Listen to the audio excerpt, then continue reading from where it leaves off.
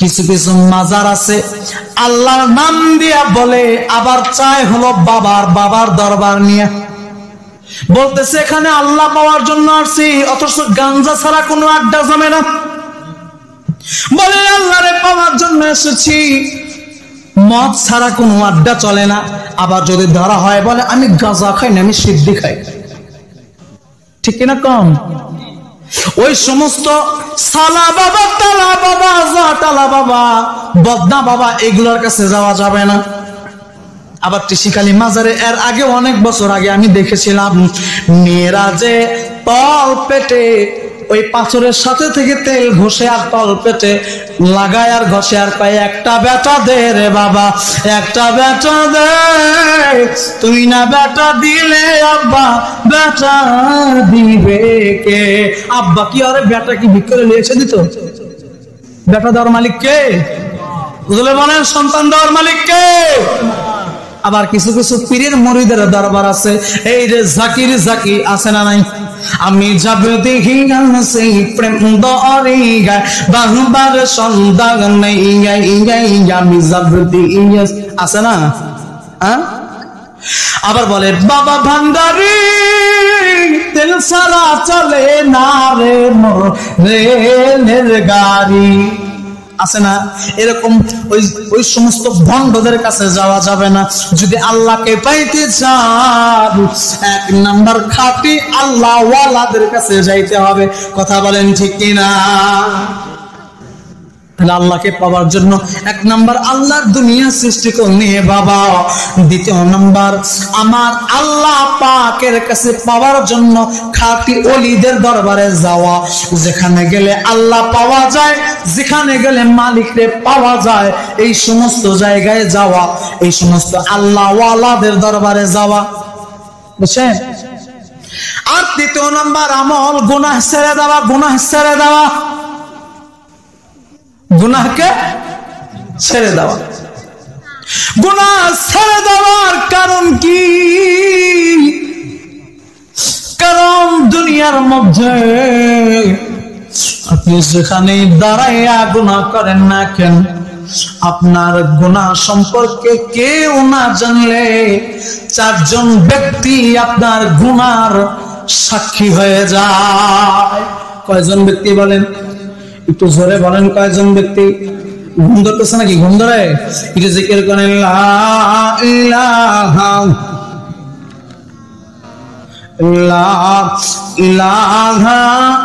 ইল্লাল্লাহ, জোরে লা ইলাহা ইল্লাল্লাহ, ইল্লাল্লাহু ইল্লাল্লাহ, ইল্লাল্লাহু ইল্লাল্লাহ, লা ইলাহা ইল্লাল্লাহ, জোরে লা ইলাহা ইল্লাল্লাহ, লা ইলাহা ইল্লাল্লাহু মুহাম্মাদুর রাসূলুল্লাহ সাল্লাল্লাহু আলাইহি ওয়াসাল্লাম। বাপজি আমার, এক নাম্বার আল্লাহকে পাওয়ার জন্য এক নাম্বার আমল হলো আল্লাহর সৃষ্টি করুন ভাবা, মনে আছে তো? দ্বিতীয় নাম্বার আমল আল্লাহ ওলিদের কাছে যাওয়া, আর তৃতীয় নাম্বার আমল হলো গুনাহ ছেড়ে দেওয়া, গুনাহ ছেড়ে দেওয়া। যতই কষ্ট হোক না কেন গুনাহ ছাড়তে হবে। গুনাহ না ছাড়া পর্যন্ত আপনার অন্তরে যে ময়লা জমে আছে, যে সমস্ত ময়লা অন্তরে জমে আছে, গুনার পাহাড় জমে আছে, তার মধ্যে রহমত ঢোকা কখনোই সম্ভব না। আলোর মধ্যে কখনো অন্ধকার আসে না? আসে? আলোর মধ্যে যেমনি ভাবে অন্ধকার আসে না, গুনাহযুক্ত দিলের মধ্যে কখনোই আমার আল্লাহর মহাব্বত বসাইতে পারবেন না।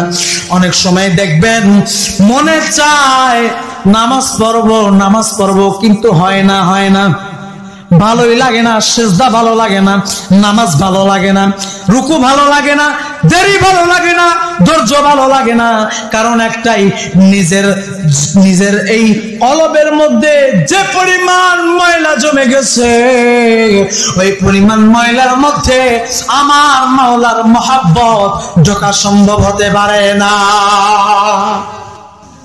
তাহলে তৃতীয় নাম্বার আমল গুনাহ ছেড়ে দেওয়া। আর এই গুনাহ কেন ছাড়বেন? কারণ দুনিয়ার মধ্যে যেখানে বসে আপনি গুনাহ করেন না কেন, চারজন ব্যক্তি আপনার গুনাহ সাক্ষী হয়ে যায়। কয়জন ব্যক্তি সাক্ষী হয়? জোরে বলেন, কয়জন ব্যক্তি?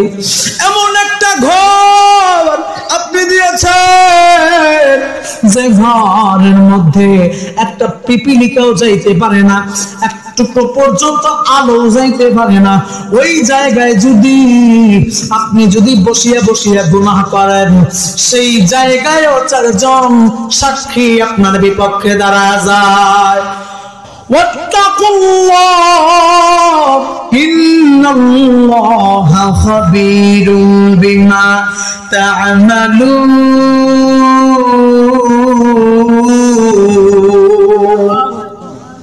যেখানে বসে গুনাহ করেন না কেন, আপনার চারজন সাক্ষী আপনার বিপক্ষে দাঁড়া যাবে। এক নাম্বার সাক্ষী হলো ইয়াউমাইযিন তুহাদ্দিসু আখবারাহা। এক নাম্বার সাক্ষী হবে জমিন। এই জমিন আপনার বিপক্ষে সাক্ষী হয়ে দাঁড়া যাবে। আপনি এই জায়গার উপর বসে গুনাহ করতেছেন, আপনি মনে করতেছেন আশেপাশে কেউ হয়তো দেখে না, আশেপাশে কেউ হয়তো জানে না আপনি যে জায়গার মধ্যে বসিয়া গুনাহ করতেছেন, কেউ না দেখলে এই জমিন আপনার বিপক্ষে সাক্ষী হয়ে দাঁড়ায় যায়। এক নম্বর সাক্ষী ইয়াউমাইযিন তুহাদ্দিসু আখবারাহা। এক নম্বর সাক্ষী হয় জমিন। কি হয়? জমিন।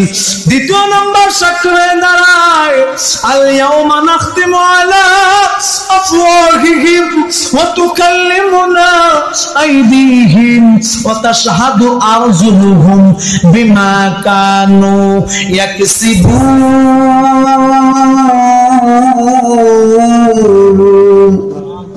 দ্বিতীয় নাম্বার সাক্ষী হলো বান্দার অঙ্গ প্রত্যঙ্গ। দ্বিতীয় নাম্বার সাক্ষী কি হবে? আপনি এই জায়গার দ্বারা আপনি গুনাহ করতেছেন, মনে করতেছেন কেউ দেখে না, কেউ জানে না। এক নাম্বার সাক্ষী দ্বারা যাবে জমিন। দ্বিতীয় সাক্ষী দ্বারা আপনি আপনার অঙ্গ প্রত্যঙ্গ, আপনার হাত পা, আপনার চক্ষু, আপনার নাক, আপনার মাথা, আপনার কপাল, আপনার এই সমস্ত অঙ্গ প্রত্যঙ্গ আপনার বিপক্ষে দাঁড়া যাবে। কাল কিয়ামতের দিন আমার আল্লাহ যখন কাঠগড়ায় দাঁড় করাবেন, আপনি বলবেন হুজুর আমার যখন কাঠগড়ায় দাঁড় করানো হবে কি হবে? ওই সময় আল্লাহ বলবেন বান্দারে তুমি এই গুনাহ করেছো, এই জায়গায় গুনাহ করেছো। আপনি বলবেন না আমি তো ভালো ছিলাম, আমি তো গুনাহ করি নাই।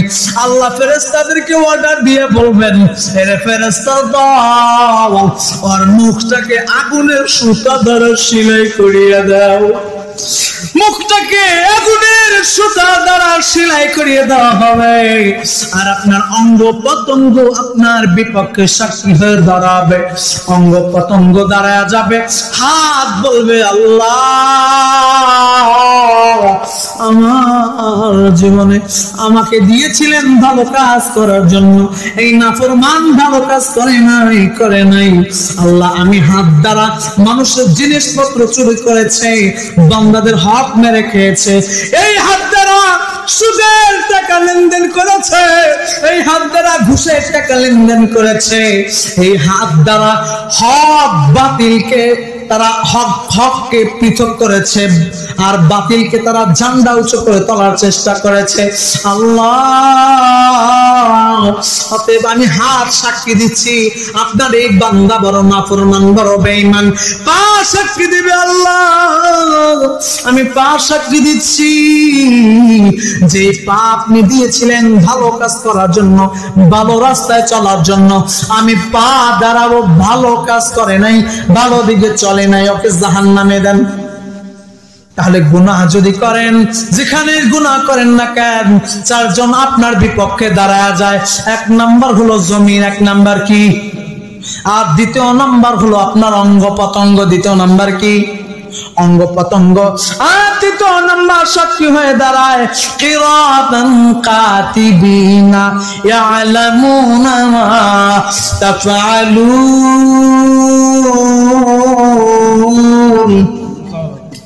তৃতীয় নাম্বার সাক্ষী হয়ে দাঁড়াবে আপনাদের কাঁধের মধ্যে দুটা ফেরেশতা আছে না নাই? কিরামান কাতিবিন আছে না নাই? একজন বদ আমল লেখেন, একজন নেক আমল লেখেন। ওই দুইজন ফেরেশতা আপনার বিপক্ষে দাঁড়ায় যাবে। আপনি যেখানেই গুনাহ করেন না কেন, তিনজন ব্যক্তি আপনার বিপক্ষে সাক্ষী দিবে, আর একজন ব্যক্তি সাক্ষী দিবে, আর একজন ব্যক্তি সাক্ষী দিবে। চতুর্থ ব্যক্তি সাক্ষী হবে আপনার আমল, অথবা নেক আমল অথবা বদ আমল। আপনার এই হতে পারে আপনার নেক আমল অথবা বদ আমল। আপনি এই জমিনের মধ্যে বসিয়া যেই গুনাহটা করতেছেন, সেই গুনাহাই আপনার জন্য সাক্ষী হয়ে দাঁড়াবে। কয়জন সাক্ষী হলো? এক নাম্বার কি? এক নাম্বার জমিন। দ্বিতীয় নাম্বার কি? অঙ্গ প্রত্যঙ্গ। তৃতীয় নাম্বার কিরামান কাতিবিন, দুজন ফেরেশতা। চতুর্থ নাম্বার নেক অথবা বদ আমল। আচ্ছা বলেন, আমাদের এই মাধবপুর গ্রামে যদি একজন কে ধরতে পারি আসামি হিসাবে, আসামির বিচার করা হচ্ছে, তো বিচার করা অবস্থায় আপনি মনে করতেছেন যে হলো বিচার করব, তাহলে দেখি সাক্ষী ডাকো। তার বিপক্ষে যদি একজন সাক্ষী দাঁড়ায়, বাঁচানোর কোনো উপায় আছে? বলেন।